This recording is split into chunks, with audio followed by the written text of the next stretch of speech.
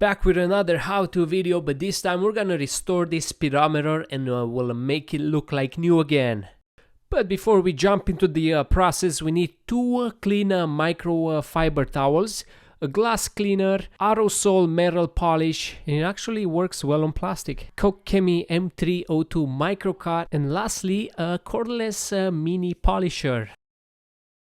We're gonna start by prepping the surface, and we're gonna spray some glass cleaner on a clean microfiber towel, and we'll wipe gauge in a circular motion, and that way we make sure we get rid of all the debris that was in there.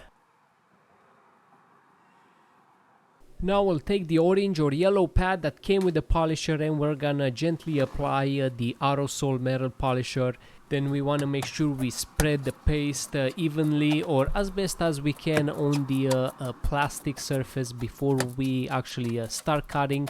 This paste is a little bit more abrasive, so it will help cutting through those deeper scratches, which eventually will result in a nice and even polished surface. And as you can see, I'm doing nice and consistent circular motions on the surface. We don't want to keep the pad in the same place for longer periods of time because it can actually burn the plastic. With a microfiber towel, we're just gonna wipe the leftover paste, and we'll do a close-up check on the surface, and if there are any scratches that are still there, we can repeat this step. In my case, I'm pretty happy how it turned out, so I'm not gonna repeat this step. Those are just some micro scratches from the paste. Next up, we're gonna take the red pad from the kit, and we'll apply M302 paste on the pad, and the same thing, we're gonna wanna spread this paste evenly on the surface before we actually start buffing it out.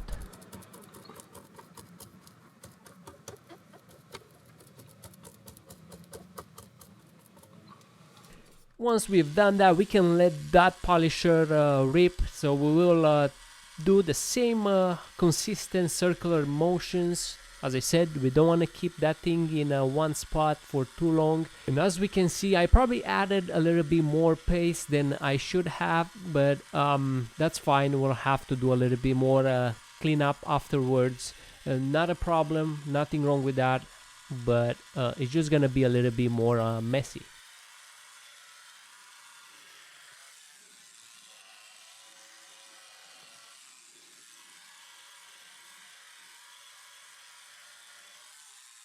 Once we've done with that, we're gonna take the microfiber towel and we're gonna redo the process of taking off the leftover paste. And upon closer inspection, we can see we still have some micro scratches on the surface. And so far, I'm pretty happy how it turned out already. But with the light, with a closer inspection, we can see those swirls. Those probably gonna show up when the sun reflects through the gauge. But we're gonna perfect it in step 3 with this fluffy pad from the kit. Along with the M302, this will be the finishing step, which will make it a little bit more perfect, or closer to perfect, I should say. And in this step, we're gonna follow the exact same procedure that we did in step 1 and step 2. No special instructions, and feel free to repeat this step as many times as you want to get it even closer to perfection. There is nothing wrong with that, but I'm already happy how it turned out. It's not gonna be perfect. I didn't spend too much time in repeating the steps, but as I said, it's a huge difference from what it was initially and from what it is right now. So after we done that, and this is the final result, and I'm pretty happy how it turned out. There are still some small scratches left, but that's because I have not repeated maybe the first step. But again, you see how it was before, and you be the judge, but I think it's worth 20 minutes that I've put in and all the tools that I got.